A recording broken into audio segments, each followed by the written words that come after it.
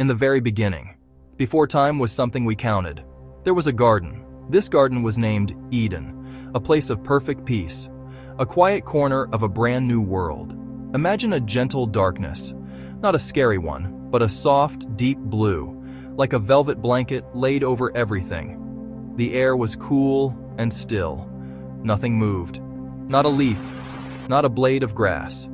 It was a moment of complete silence, a pause before the first breath of a new day. In this deep, peaceful quiet, the world was waiting. It was waiting for something beautiful to happen, for the first light to arrive and start the story. The first hint of morning was not a sudden burst of light. It was a slow, soft glow that appeared on the edge of the world. It started as a faint line of pale gold, so gentle you might have missed it if you weren't looking. This light began to grow, stretching its fingers across the dark sky. The deep blue slowly turned to a soft purple, then to a warm, gentle pink. The stars that had watched over the night began to fade, one by one, like tiny candles being blown out. This was the dawn of the very first day, a slow and careful painting of colors across the vast, empty canvas of the sky. This new light touched the garden first. It fell upon the tops of the tallest trees, making them shine as if they were tipped with gold. It slid down the smooth bark and touched the wide green leaves. The light was warm and kind, a gentle hand touching the face of the sleeping world. It wasn't a harsh or demanding light. It was a soft invitation, a quiet whisper that said it was time to wake up. The shadows began to shorten, pulling back from the flowers, and the streams revealed the true colors of the garden for the very first time. Everything was fresh and new, washed clean by the night. As the light spread, it carried with it a feeling of hope. This wasn't just another sunrise, it was the first one. It promised a day unlike any that had come before, because there had been no days before it. Every part of the garden seemed to soak in this light, to drink it in like water. The dewdrops on the petals of the flowers caught the morning sun and sparkled like a million tiny diamonds. The air itself seemed to shimmer with a quiet energy, a silent hum of life just beginning. This was the start of everything, a moment of pure and simple creation, unfolding slowly and peacefully. As the sun climbed higher, the garden began to stir. The first sound was not loud. It was the gentle trickle of water. 4 rivers flowed through Eden, their waters clear as glass. They moved slowly, meandering through the soft earth, their sound like a soft, constant sigh. This sound was the heartbeat of the garden. The water tumbled over smooth, gray stones, creating small, quiet ripples that spread out towards the banks. It was a sound you could listen to for hours. Then, other sounds joined the music of the rivers. The leaves of the great trees began to whisper to each other, as a soft breeze moved through them. It was a gentle wind, just enough to make the branches sway in a slow, graceful dance. This was the garden breathing its first breath. The sound was like a soft rustle, a shushing sound that was both calming and full of life. You could hear the large, broad leaves of the fig trees and the delicate, small leaves of the olive trees. Each tree had its own voice, its own part to play in the morning's quiet symphony. Soon, the animals began to wake. There was no sudden noise, no jarring calls. A lion stretched its powerful body in the warm sun, letting out a soft yawn that was more like a deep rumble than a roar. It blinked its golden eyes slowly, content and peaceful. Nearby, a pair of deer stepped carefully through the tall grass, their movements silent and graceful. A small bird, its feathers the color of a sapphire, landed on a branch and began to sing. Its song was simple and clear, a string of pure notes that floated on the morning air, a perfect and beautiful addition to the sounds of the waking world. The air itself began to fill with the scents of the morning. The sweet smell of jasmine and honeysuckle drifted from the climbing vines. The clean, earthy smell of damp soil rose from the ground. You could smell the sharp, fresh scent of citrus from the lemon trees and orange trees, their bright fruits like little suns hanging in the green leaves. Every part of the garden had its own fragrance, and they all blended together to create a perfume that was both complex and perfectly balanced. To breathe it in was to feel the life of the garden filling your own lungs. This garden was not just a beautiful place, it was created with a purpose. It was designed to be a home, a place of safety and perfect harmony. Every tree, every river, every living creature was placed there with great care and intention. The garden was a perfect system where everything worked together in balance. The tall trees provided shade for the smaller plants. The rivers provided water for all living things. The animals lived alongside each other without fear or conflict. It was a world made to be good, a place where life could flourish in its purest and most gentle form. The purpose of this first morning was to reveal that goodness. The slow dawn was a deliberate unfolding, a gentle presentation of the gift that had been made. It was a time for quiet appreciation, for seeing the world not as something to be conquered, but as something to be cherished. The light didn't just show the colors and shapes of the garden, it revealed its soul. It showed the peace that was woven into the very fabric of this place. The slow and steady pace of the morning was a lesson in itself, a reminder to move slowly, to look closely, and to appreciate the beauty in small, simple things. This place was made for life. It was a sanctuary, a space where living things could grow and thrive without struggle. The fruit on the trees, easy to reach, sweet and nourishing. The water in the streams was pure and cool. The ground was soft and easy to walk on. No thorns on the roses, no venom in the snakes. Everything was designed to support and sustain life in the kindest way possible. The garden was a reflection of its creator, a physical expression of love and generosity. Its purpose was to be a perfect home for the new life that was coming. And so, the garden waited. It was complete, but it was also waiting for its final, most important part. It was a beautiful stage, perfectly set, but the actors had not yet arrived. All of this beauty, all of this peace, all of this life was prepared for someone. The purpose of the garden was not just to exist, but to be experienced. It was a gift waiting to be opened. The sun was now fully above the horizon, flooding the garden with its warm, golden light. The day was ready. The world was ready. And the story was just about to begin. In a quiet sunlit clearing, where the grass was soft as moss, a new shape lay upon the earth. It was not a rock or a tree, but something different, something new. It was formed from the rich, red soil of the garden itself, carefully shaped with loving hands. This form was still and silent, a sculpture made of clay, waiting for its moment to begin. The sun warmed its surface, drying the damp earth until it was firm and smooth. All around, the garden continued its gentle morning rhythm, the rivers flowing and the birds singing. But here, in this clearing, there was a profound stillness, a pause full of anticipation and purpose. The air, which had been filled with the scents of flowers and damp earth, grew even more still. It was as if the entire garden held its breath. Then, a presence, unseen but deeply felt, drew near. It was the presence of the Creator, the one who had painted the dawn and given the rivers their course. This presence was not a storm or a great fire. It was a feeling of immense and gentle love, a warmth that was deeper than the sun's rays. It bent over the still form of clay, a creator looking upon his creation with affection and hope. The moment was silent, yet it felt like the most important moment that had ever been. A soft breath, like the gentlest of breezes, was breathed into the clay form. It was not a violent gust, but a slow, deliberate infusion of life.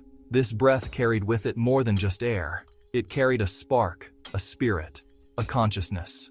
It traveled through the still shape, waking every part of it. The clay, which had been just earth, was transformed from the inside out. A heart began to beat, a slow and steady rhythm that echoed the gentle pulse of the garden. Blood, warm and red, began to flow, carrying life to every part of the newly formed body. It was a miracle happening in slow motion. The form on the ground was no longer just a shape of earth. It was a living being. The chest rose and fell with its own quiet rhythm. The stillness was replaced by the subtle, constant movement of life. The skin, once the color of the soil it came from, took on a warmer living tone. The garden seemed to sigh in relief, its held breath released. The sounds of the rivers and the birds seemed to grow a little brighter, as if in celebration. A new kind of life had joined the world, a life that could think and feel, a life that could know the beauty that surrounded it. Section 2. The First Man. The man was named Adam. The name meant "of the earth," a simple and true description of his beginning. He lay there for a moment, his eyes still closed, feeling the newness of life within him. He could feel the warmth of the sun on his skin, a pleasant and comforting sensation. He could feel the soft grass beneath his back, each blade a gentle cushion. He could hear the distant sound of water, the close sound of his own breathing. These were his first sensations, the first messages from the world he had just entered. His mind, brand new and clear, simply accepted them without question. He did not know what these feelings were called. He did not have words for sun, grass, sound. He only knew the experience itself. The warmth was good. The softness was good. The gentle sounds were good. Everything was simple and direct. There was no fear, no confusion, only a quiet sense of being. His body felt strong and whole, every muscle and bone perfectly in place. He could feel the potential for movement in his limbs, a quiet energy waiting to be used. But for now, he was content to just be, to lie still and absorb the first moments of his existence. Slowly, as if waking from a long and peaceful sleep, his fingers twitched. He curled them into a loose fist, then opened them again, watching the simple movement with a sense of quiet curiosity. He felt the muscles in his arm respond to his silent command. It was a small discovery, but a profound one. He was not just a passive thing, receiving sensations from the world. He could also act upon it. He could move. He could interact. This realization was not a sudden shock, but a gradual unfolding of understanding, like a flower opening its petals to the morning sun. A deep sense of peace filled him. He was not alone. Though he saw no one else, he felt a connection to the very ground he lay on, to the air he breathed, to the warm light that filled the garden. He was a part of this place, and it was a part of him. There was no separation. This feeling was a deep and unspoken comfort, a reassurance that he belonged here. He was home, even though he had only just arrived. The world was not a strange or hostile place. It was a welcoming embrace, made just for him. Section 3. Eyes open to wonder. Adam's eyelids fluttered and then slowly opened. His first sight was not the ground or his own body, but the vast blue sky above him. It was a color so pure and deep that it seemed to have no end. A few soft white clouds drifted lazily across it, like ships sailing on a calm blue ocean. He blinked, his eyes adjusting to the light and color. He had no memory of darkness, so the light was not a surprise, but a simple fact of his world. He watched the clouds move, a slow and mesmerizing dance, and a feeling of wonder began to grow within him. The world was so much bigger and more beautiful than he could have imagined. He turned his head to the side and his view changed. He saw the trees. They were giants with wide, strong trunks, and a canopy of green leaves that filtered the sunlight into 1,000 dancing patterns on the ground. He saw leaves of every shape and shade of green, from the palest lime to the deepest emerald. Some leaves were so large they could have sheltered him from rain. Others were small and delicate, trembling in the slight breeze. He saw branches reaching up towards the sky and roots gripping the earth. He did not know they were called trees, but he understood their strength and their quiet, living presence. Then he saw the flowers. They were splashes of brilliant color scattered across the green landscape. He saw a deep velvety red, a bright cheerful yellow, and a soft, gentle purple. Each flower was a small masterpiece of design, with delicate petals arranged in perfect symmetry. A butterfly with wings like stained glass landed on a nearby bloom, its colors almost as vibrant as the flower itself. Adam watched, his mind quietly absorbing the beauty. He felt a simple, pure joy in just looking, in seeing the incredible variety and detail that filled the garden. The world was a feast for the eyes. Slowly, carefully, Adam sat up. The movement was new, and he took a moment to feel the change in his perspective. Now, he could see more of the garden stretching out before him. He saw a river sparkling in the distance, its surface reflecting the blue of the sky. He saw a line of hills in the far distance, their slopes covered in green. He saw birds flying in graceful arcs through the air. It was a world of movement, color, and life. There was no part of it that was empty or dull.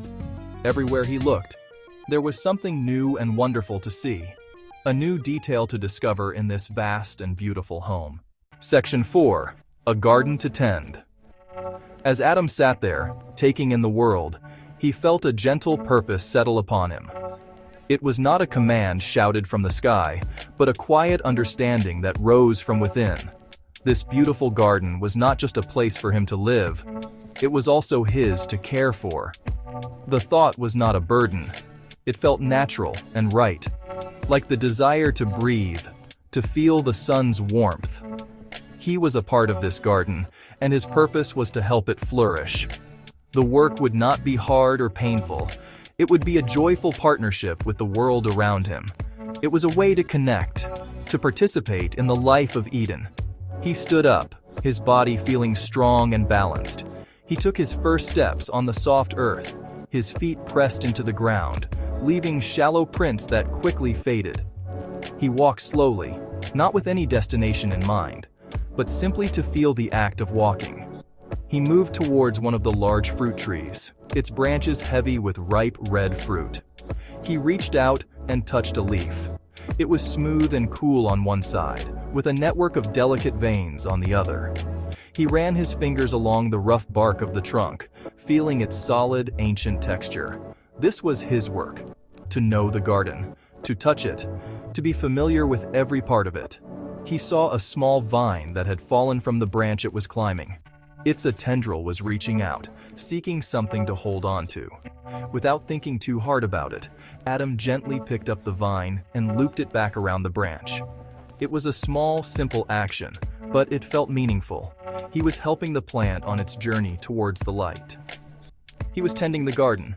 He looked around and saw other small things he could do. Brushing away a fallen leaf from a new flower bud, guiding a stream of water towards a thirsty-looking patch of moss. Each action was a quiet conversation with the garden. This work was like a form of play. It was filled with discovery and a sense of gentle accomplishment. There was no pressure, no deadline, no fear of failure. The garden was already perfect. His role was simply to maintain its harmony. He moved through the day in a slow and peaceful rhythm, his actions guided by observation and a simple desire to help. He learned where the sun fell most warmly, which plants preferred the shade, how the water flowed after a morning mist. He was becoming a gardener, not by instruction, but by instinct and love for the place he called home. As Adam explored and tended the garden, he began to notice the great variety of creatures that shared his home. They moved with a life and energy that was different from the quiet life of the plants. There were animals that walked on 4 legs, their bodies covered in soft fur. There were creatures that flew through the air on feathered wings, singing their beautiful songs. There were others that swam silently in the clear waters of the rivers, their scales shimmering in the light. Each one was unique, a different expression of life, a different part of the garden's wonderful complexity. He watched them with a deep and friendly curiosity. A new task, a new part of his purpose, began to form in his mind. He felt a need to give these creatures names. A name was more than just a sound. It was a way of seeing, of recognizing the uniqueness of each being. It was an act of connection, a way to build a relationship with the other living inhabitants of Eden. So he began. He would sit quietly in a clearing, and the animals, without any fear, would approach him. A large, powerful beast with a golden mane of fur and a deep, rumbling purr came to him. Adam looked at its proud and noble face, at its strong body, and the word lion came to his mind. The lion blinked its great golden eyes, as if in agreement, before lying down peacefully in the sun. Adam felt a quiet satisfaction. He had seen the lion, truly seen it, and given it a name. One by one, the animals came. He looked at the tall, graceful creature with a long neck that allowed it to eat leaves from the highest branches, and he called it giraffe. He saw the heavy, slow-moving animal with thick, gray skin and a powerful horn on its nose, and he named it rhinoceros. He watched the small, clever creature with a bushy tail that gathered nuts, and the name squirrel felt perfect. For each one, he looked closely, observing its shape, its color, its movements, and its spirit.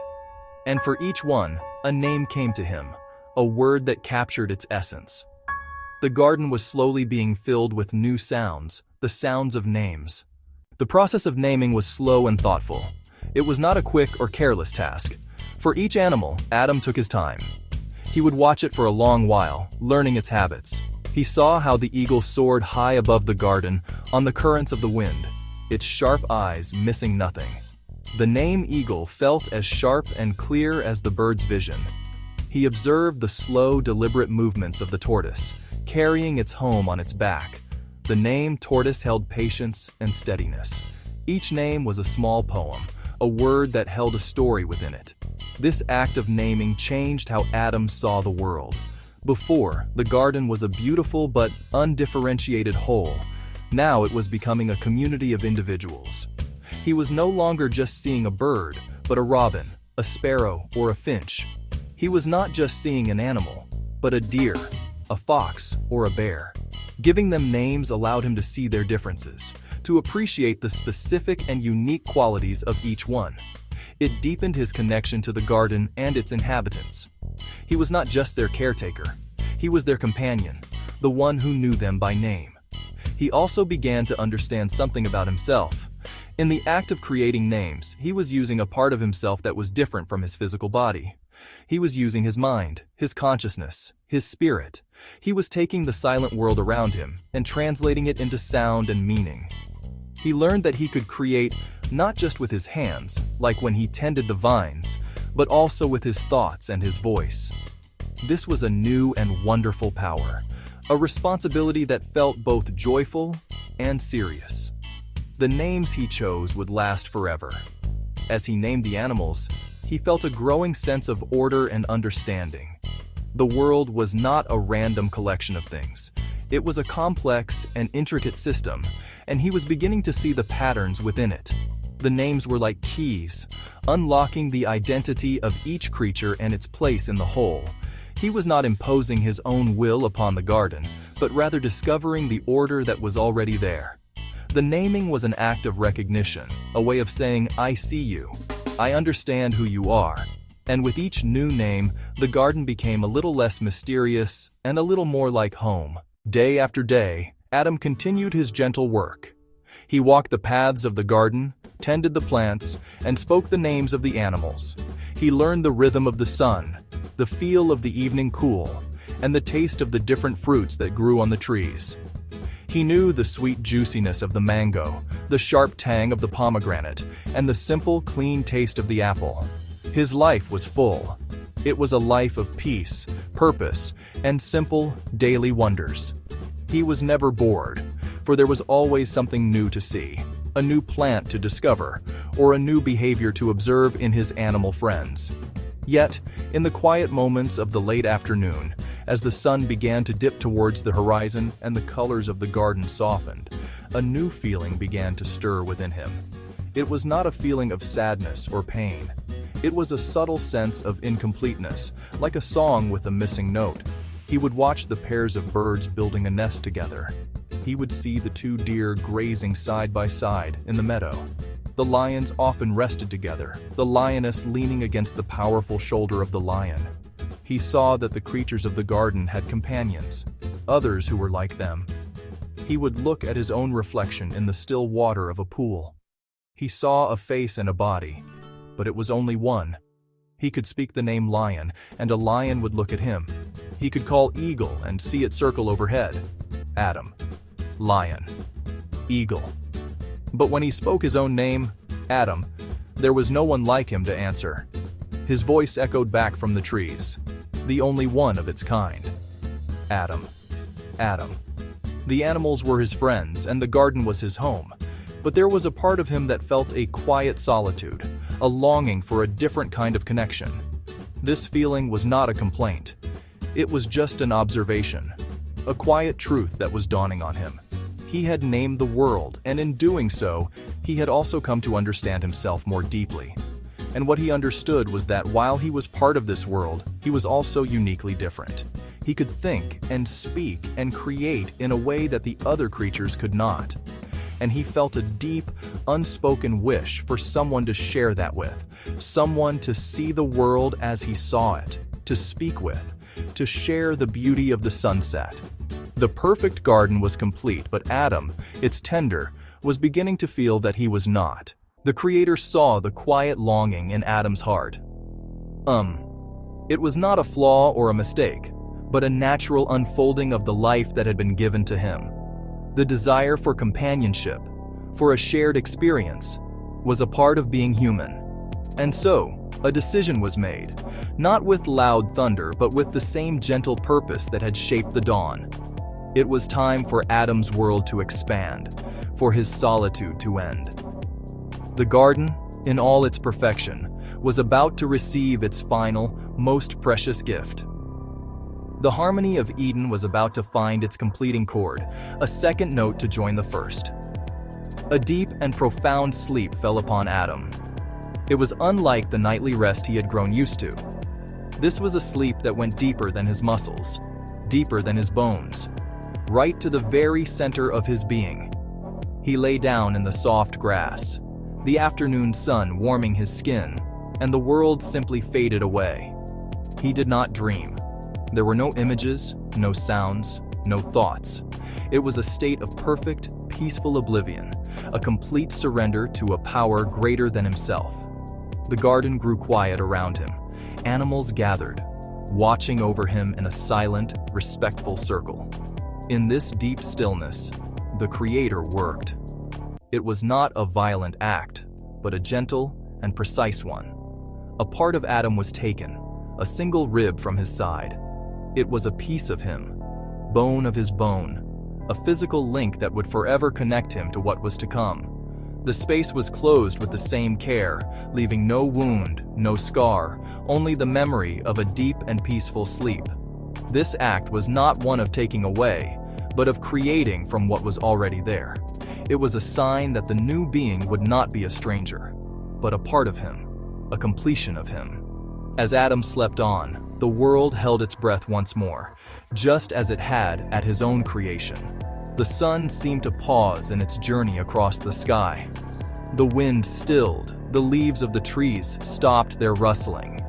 The rivers flowed on, their soft murmur the only sound in the silent garden. There was a sense of profound and holy work being done, a delicate and miraculous creation taking place in the quiet of the afternoon. The garden, which had been Adam's home, was now becoming a home for two. The stage was set for a new beginning, a new relationship, and a new chapter in the story of Eden. From the part of Adam that was taken, a new form was shaped. Just as Adam was made from the red earth of the garden, this new being was formed from the living substance of Adam himself. The same loving hands that had sculpted the first man now worked again, with a gentle and familiar skill. The form was different, softer in its lines, more graceful in its curves. Entirely new, yet deeply familiar. A perfect counterpart to the one who still slept peacefully in the grass nearby. Every detail was crafted with immense care and affection, a new masterpiece of life. This new form was laid gently on the soft moss, not far from Adam. Focus. A woman's hand, clean and new, resting on a bed of soft green moss, with a single perfect white flower blooming nearby. It lay still and silent, a beautiful sculpture of life waiting for its own breath. The sun's rays touched this new skin, warming it with the same gentle light that had warmed Adam. The garden air, still and full of anticipation, gathered around her. Flowers turned their faces toward her. Butterflies fluttered nearby, wings beating silently. The entire garden leaned in, waiting to witness the second miracle. the unseen, deeply felt presence of the Creator drew near. Immense, gentle love filled the clearing. A soft breath, warm and full of life, was breathed into her. The spark of consciousness, the spirit of life, flowed into her, waking her from the inside out. Her heart began its first steady beat, in harmony with the pulse of the garden and the beating heart of the sleeping man. Life flowed through her, warm, new. She became a living, breathing being. A new soul had joined the world. The garden's quiet broke with a second breath, a soft inhale, a gentle exhale. Stillness gave way to subtle motion. Her chest rose and fell. Her skin, fresh and new, glowed in the afternoon sun. The garden sighed welcome. Birds began to sing, their songs sweeter than before. A life that could think, feel, share in the wonder of this perfect home. The world was no longer just for him. It was for them. Her name was Eve. The name meant life or living, for she was the mother of all who would come after. She lay there for a moment, her eyes still closed, feeling the newness of her own existence. Like Adam before her first sensations were of the world around her. She felt the gentle warmth of the sun on her face. She felt the gentle warmth of the sun on her arms. She felt the incredible softness of the moss beneath her back. She could hear the clear, sweet song of a bird in a nearby tree and the distant, soothing murmur of a river. Her mind, as clear and new as a drop of morning dew, accepted these sensations with quiet wonder. Slowly, her eyes opened. Her first sight was of the leaves of a great tree above her, 1,000 shades of green dancing in the golden light. The patterns of light and shadow were mesmerizing, a beautiful and complex tapestry. She turned her head, and her gaze fell upon the colors of the garden. She saw flowers of a brilliant, fiery orange and a deep, royal blue, colors so vibrant they seemed to be alive. She saw the rich, dark brown of the tree trunks and the soft gray of the river stones. The world was a symphony of color, and her eyes drank it all in with a sense of pure, simple joy. She sat up, her movements fluid and graceful. She looked at her own hands, turning them over, marveling at the delicate lines on her palms and the perfect shape of her fingers. She touched the ground, feeling the texture of the moss and the cool, damp earth beneath it. Everything was a discovery. Everything was new. A feeling of profound peace settled over her. Like Adam, she felt an immediate and deep connection to this place. She did not feel lost or afraid. She felt that she was exactly where she was supposed to be. She was home. Then, her eyes fell upon Adam, still sleeping nearby. She saw his strong, peaceful form, the slow and steady rise and fall of his chest. She felt no fear, only a deep and quiet curiosity. He was different from the animals she had glimpsed, yet she felt an undeniable connection to him, a sense of recognition that she could not explain. He was like her. As she watched him, a gentle smile touched her lips. She was not alone in this vast, beautiful garden.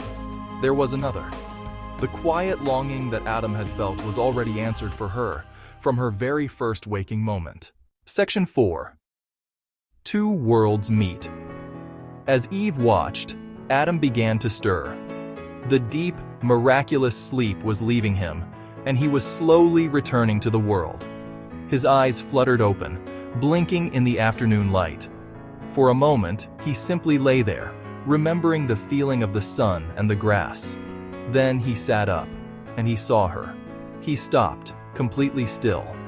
All the thoughts of the garden, the animals, the plants faded from his mind. He saw a being both wonderfully new and strangely familiar. He saw his own form echoed in hers, but with a beauty and grace that was all her own. Eve looked back at him, her expression open and curious. There was no shyness, no fear between them. It was a moment of pure and simple recognition. Adam felt a joy so deep and powerful that it filled his entire being. The quiet sense of incompleteness that had lived in his heart was gone, replaced by a feeling of wholeness that was more profound than anything he had ever known. He looked at her, and he understood. This was the companion he had longed for without knowing how to ask. This was the other part of his own heart, now living and breathing before him. He stood up and walked slowly toward her. Eve did not move away. She watched him approach, a quiet trust in her eyes. Adam reached out his hand, not to take, but to offer. She looked at his hand, then at his face, and then she placed her own hand in his. The touch was electric, a current of connection that flowed between them. It was the first time they had touched, and in that simple contact, a universe of understanding passed. They were not two separate beings anymore, but two parts of a single story, their paths now joined as one. Adam spoke, his voice filled with wonder and joy. This is now bone of my bones, and flesh of my flesh. The words came to him naturally, a perfect expression of the truth he felt. He looked at her, this beautiful gift, this answer to a prayer he had not known how to speak. He called her woman, because she was taken from man. In that moment, standing together in the golden light of the afternoon, they were complete. The garden had found its true keepers. The world was no longer just a place of solitary wonder, but a world to be shared. Section 5. A shared discovery.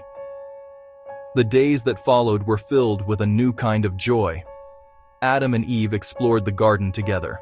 Places that Adam had known alone were now seen through two pairs of eyes, making them new all over again. He showed her the river where the water ran clearest. He showed her the tree where the sweetest figs grew. Eve noticed things Adam had overlooked. She pointed out tiny star-shaped flowers in the moss. She showed the way light made rainbows in the morning mist. They learned from each other. Their discoveries became a shared pool of wonder.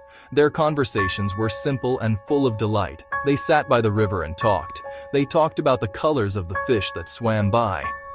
They walked through the meadows. Adam told her the names he had given the animals. "That is lion," he would say. Eve repeated the word, giving it a new, beautiful sound. She had a gentle way with the creatures. A small, shy fawn came and ate from her hand. A brightly colored bird landed on her shoulder and sang.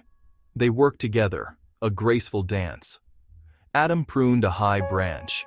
Eve cleared fallen leaves below. Work felt like play, now shared and deeper. Their laughter echoed through quiet clearings. They cared for the garden and each other with simple, uncomplicated love. In the evenings they sat on a hillside and watched the sun go down.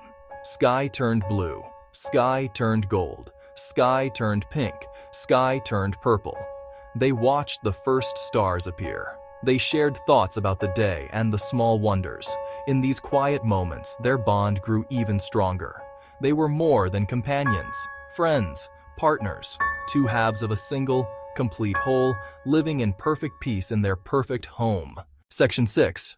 The voice in the garden. Among the many creatures that Adam had named, there was one that was more subtle than the others. It was the serpent. It was not a monstrous or evil-looking creature. In fact, it was quite beautiful. Its scales shimmered with the colors of emerald jade. It moved with a silent, fluid grace mesmerizing to watch. It would glide through the tall grass or coil itself elegantly around the branch of a tree. It was part of the garden's harmony, just like the lion, the deer. It was known for its cleverness, its watchful eyes missing very little of what happened in Eden. One warm afternoon, Eve was walking alone near the center of the garden. She was admiring the two trees that stood there, the tree of life and the tree of the knowledge of good and evil. They were beautiful trees, strong and healthy, their branches full of leaves and fruit.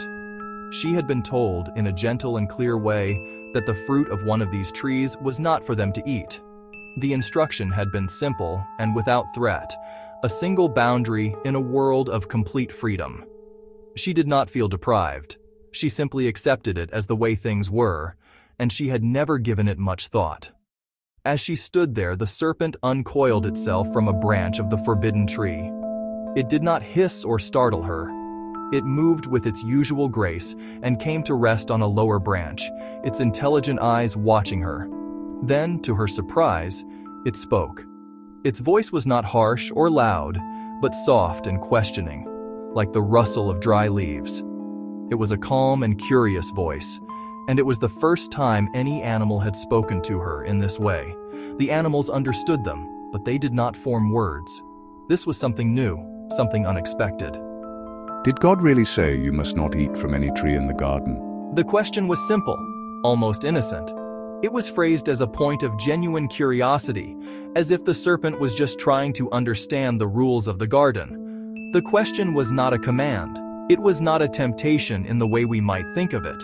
It was just a quiet inquiry, a seed of a thought planted in the peaceful soil of Eve's mind. It made her pause and consider the instruction for the first time, not as a simple rule, but as a subject to be examined. Section 7. A simple question. Eve was not frightened by the talking serpent. In a world where she had seen so many wonders, a talking animal was just one more. She answered him honestly and directly, explaining the rule as she understood it. We may eat fruit from the trees in the garden, but God did say, "You must not eat fruit from the tree that is in the middle of the garden, and you must not touch it, or you will die." She repeated the instruction faithfully, as it had been given. It was a simple fact of her world, the one and only no in a world of infinite yes. The serpent listened patiently, its head tilted to one side. It did not argue or insist. It simply offered a different perspective, another way of looking at the situation. You will not certainly die. It sounded as if it were sharing a secret, a piece of information that Eve might have missed. For God knows that when you eat from it, your eyes will be opened, and you will be like God, knowing good and evil. The words were spoken gently, not as a challenge to God, but as a quiet explanation for the rule. The words hung in the still, warm air between them, knowing good and evil. Eve had never thought about this before. Her world was only good. She did not know what evil was. The concept was as foreign to her as darkness is to a world with no night. The serpent's words presented a possibility she had never considered, that there was something more to know, a whole other side to existence that was hidden from her. The idea was not presented as something bad, but as something that would make her like God. It was an appeal not to disobedience, but to growth, to wisdom, to a fuller understanding of the world. Eve did not answer. She simply stood there, thinking. The serpent had said its piece and now remained silent, allowing the words to settle. It had not commanded her to do anything. It had simply planted a question in her mind. Was the rule a protection, as she had always assumed, or was it a barrier, holding her back from a deeper knowledge?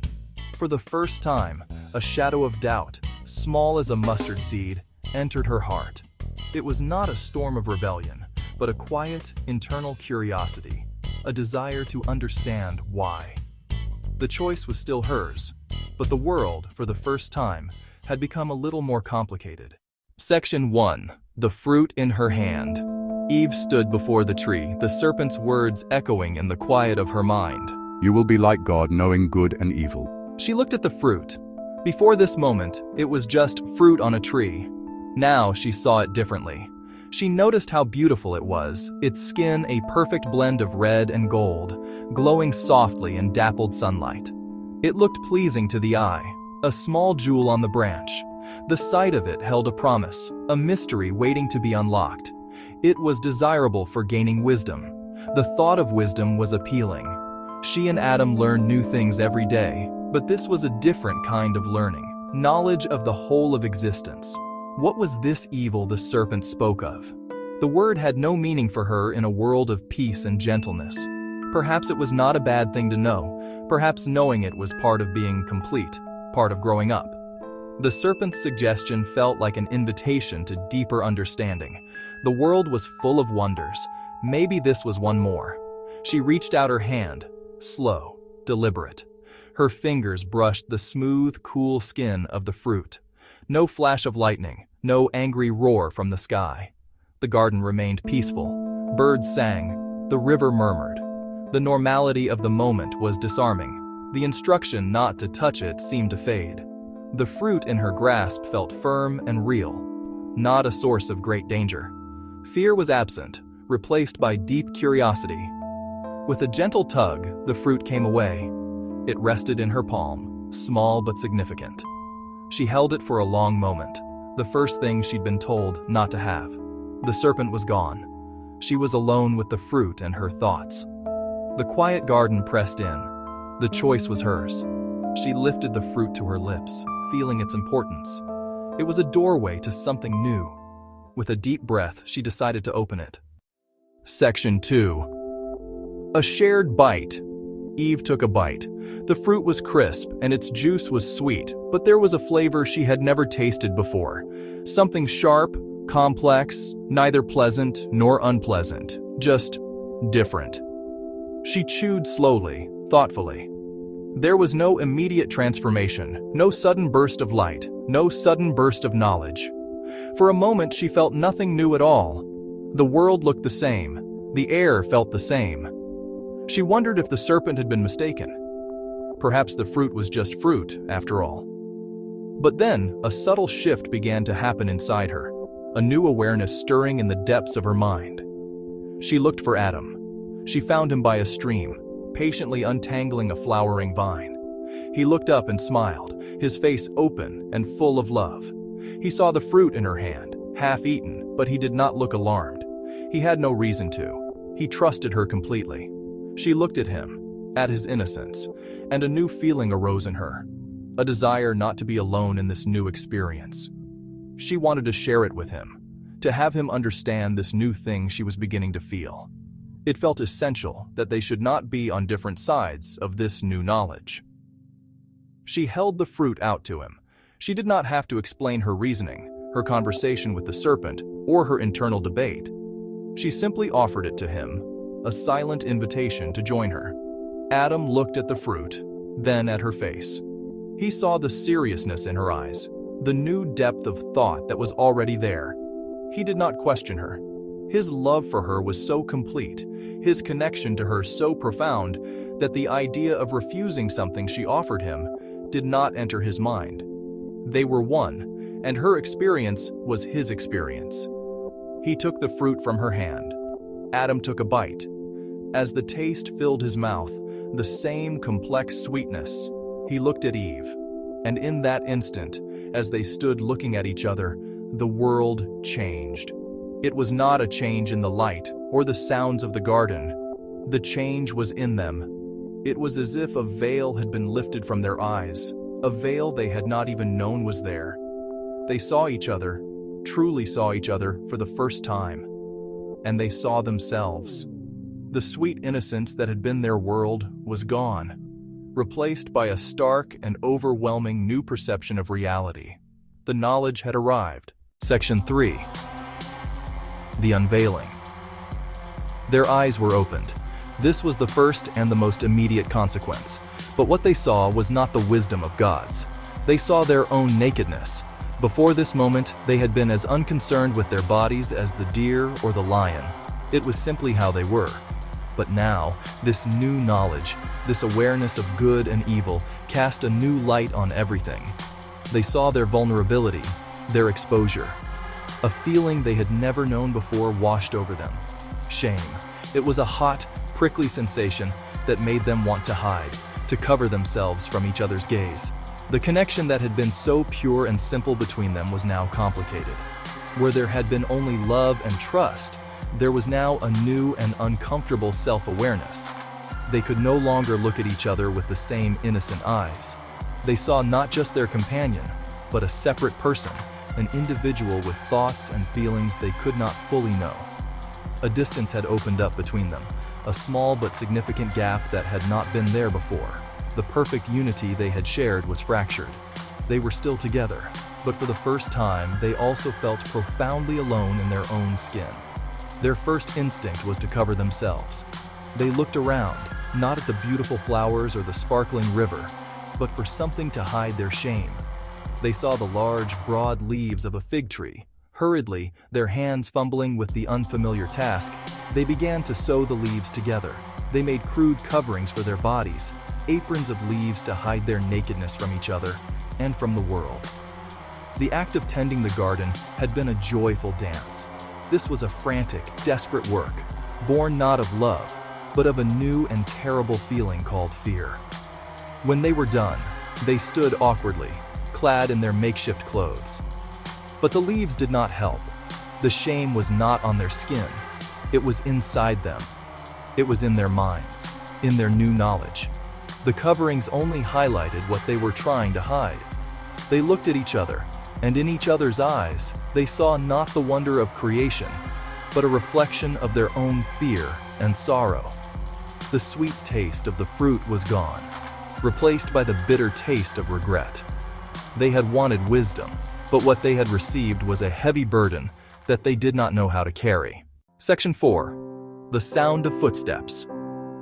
As the afternoon began to fade, a familiar sound drifted through the garden. It was the sound of the Creator walking, a gentle presence moving through the cool of the day. In the past, this sound had been a source of joy for Adam and Eve. It was the sound of their friend and maker coming to talk with them, to share the beauty of the evening. They would run to greet him, their hearts full of happiness and love. The sound meant companionship, peace, and a feeling of perfect belonging. It was the sound of home. But today, the sound brought no joy. Instead, it struck a chord of pure terror in their hearts.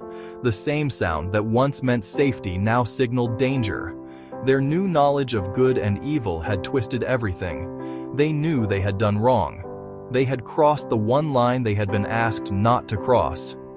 The thought of facing the Creator, of standing before that pure and gentle love with their new secret shame, was unbearable. Their first impulse was not to run toward the sound, but to run away from it. Fear was now their master. They scrambled for a hiding place. They found a thick grove of trees, a place where the shadows were deep and the foliage was dense. They pushed their way into the thicket, crouching down, trying to make themselves small and invisible. They held their breath, their hearts pounding in their chests. The rustling of the leaves as they hid sounded deafeningly loud in the quiet garden. They huddled together, not for comfort, but as two frightened children, hoping the darkness under the leaves would be enough to conceal them from the light of that loving presence. The footsteps grew closer. They were slow and unhurried, the same gentle pace as always. The sound was not angry or threatening. It was simply the sound of someone walking, someone looking for his friends. But to Adam and Eve, hiding in the shadows, every soft footfall was like a drumbeat of judgment. They pressed themselves deeper into the leaves, as if they could disappear into the earth itself.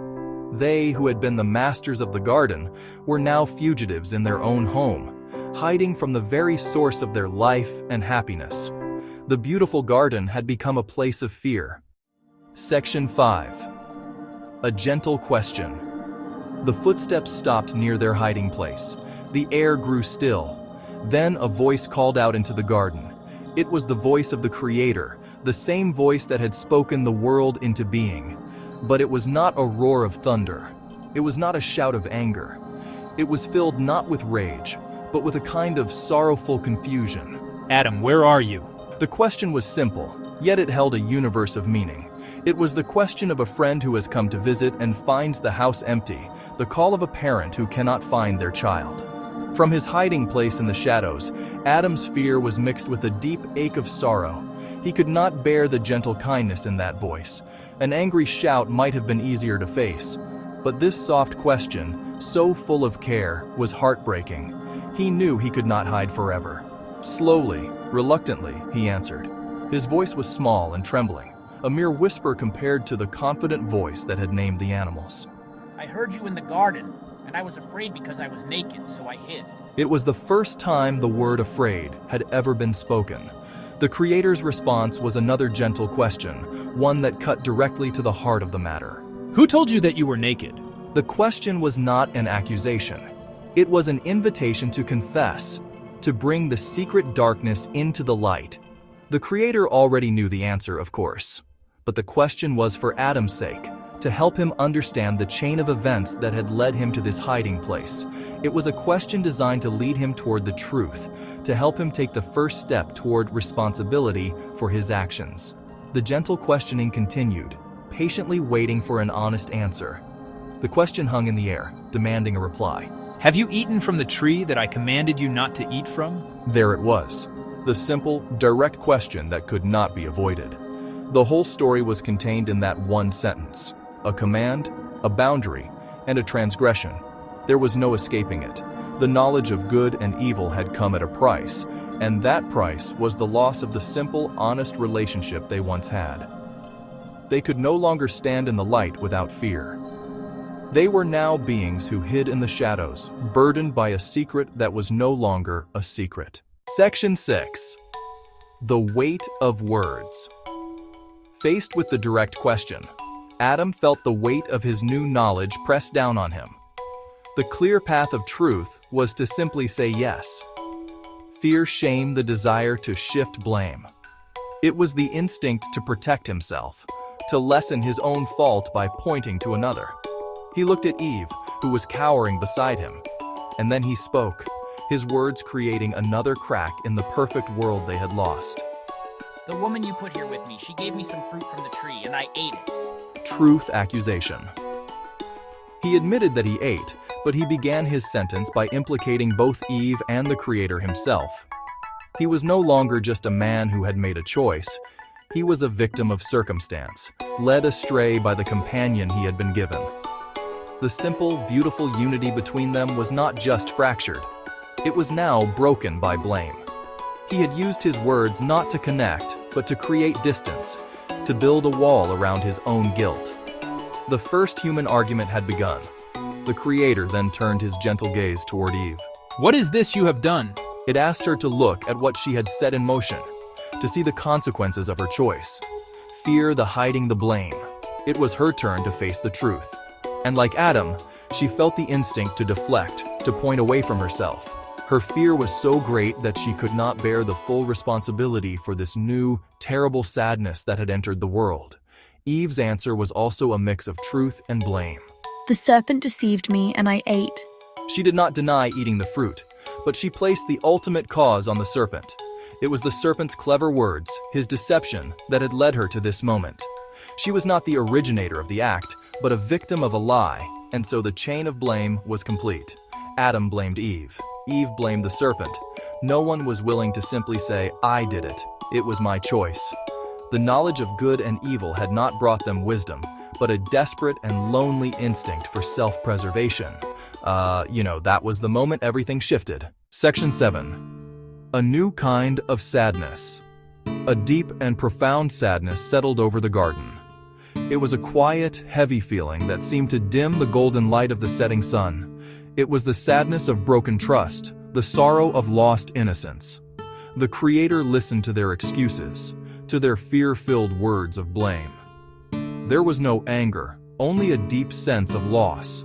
The beautiful, simple relationship that had been the heart of Eden was gone. It had been replaced by something complicated and painful, a tangle of fear, shame, and recrimination. The perfect harmony had been broken by a single act of disobedience and the choices that followed. The consequences were laid out, not as angry punishments, but as the natural outcomes of their new reality. The serpent, who had started the chain of events, was addressed first. The ground would now be its home, its beautiful, gliding form now a symbol of the dust to which all things return. For Eve, the joy of creating new life would now be mixed with pain, a bittersweet reality. And her relationship with Adam, once a partnership of equals, would now be complicated by strife and a struggle for harmony. The simple unity was lost, replaced by a more difficult dynamic. For Adam, the joyful work of tending the garden would become a struggle. The ground, which had once given its fruit freely, would now have to be worked with sweat and toil. Thorns and thistles would grow where only perfect flowers had bloomed before. His life, which had been a partnership with a generous earth, would now be a constant effort to survive. And for both of them, the gift of eternal life in the garden was over. They were now mortal, made from dust, and to dust they would one day return. This was the full meaning of knowing good and evil. The sun was setting. Adam and Eve listened, the words falling on them like heavy stones. This was not the wisdom they had imagined. This was a harsh and sorrowful reality. They had wanted to be like God, but they had only succeeded in becoming less than they were. They had been the joyful keepers of a perfect garden, and now they were just two frightened people who had broken the most important thing they had. The fear was still there, but now it was mixed with a deep, aching grief. They had lost their home, not because it was taken from them, but because they had chosen to leave it. Well, that was the new world they faced. The air in the garden grew cooler as the final rays of sunlight disappeared. The sentence had been spoken, and the consequences were laid bare. There was no more hiding, no more blaming. There was only the quiet, heavy truth of what had been done and what had been lost. Adam and Eve stood before their Creator, their flimsy aprons of fig leaves suddenly seeming pathetic and inadequate. The leaves could not cover their shame, nor could they warm them against the new chill they felt, a coldness that came not from the air, but from within. It was the chill of separation, of disconnection from the source of all warmth and life. But in this moment of deep sadness, an act of profound and unexpected tenderness occurred. The Creator, who had every right to turn away in anger, instead drew near. He saw their shivering forms, their futile attempts to cover themselves. He saw their fear and their fragility. And with the same hands that had shaped them from the earth, He performed one last act of intimate care for them within the garden. It was not an act of judgment, but an act of mercy, a recognition of their new, fragile state. It was a gesture that spoke of a love that persisted even in the face of disobedience and broken trust. He made them new clothes. These were not made from leaves, but from the skins of animals. This act was full of a new and terrible sadness. For the first time, death had entered the garden to provide this covering. An innocent life had been given to cover their guilt. The new garments were soft and strong, far better than the brittle leaves. They were a practical gift for the harsh world they were about to enter. The Creator Himself clothed them, His movements gentle and deliberate. It was the act of a parent dressing a child for a long and difficult journey, a final, heartbreaking expression of love. As the new garments settled on their shoulders, Adam and Eve felt their warmth. It was a physical comfort, but it was also something more. It was a tangible reminder that even in their banishment, they were not completely abandoned. The clothing was a shield against the coming cold, but it was also a symbol of a grace they did not deserve. They had tried to cover their own shame and failed.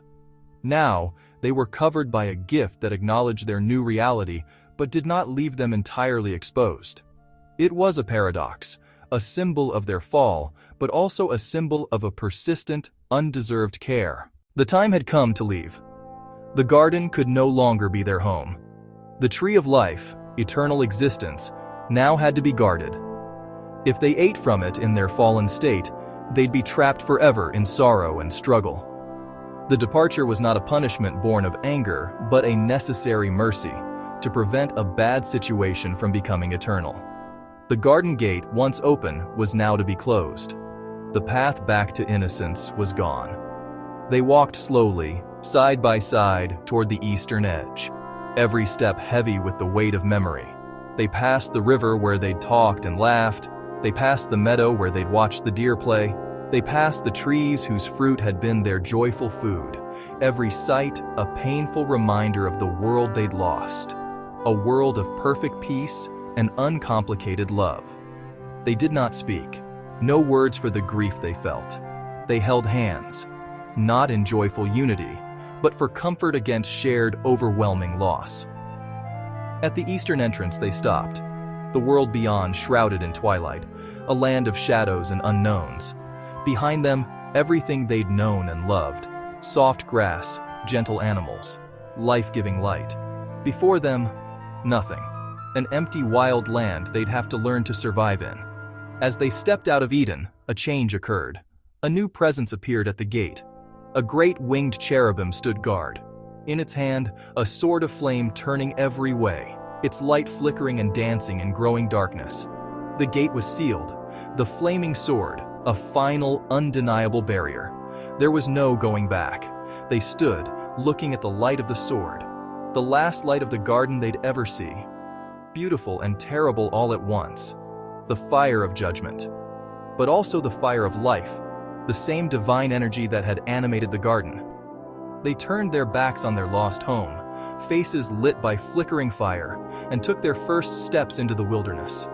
The quiet garden behind them, the noisy, difficult world before them. The first part of their story was over. The land outside of Eden was different.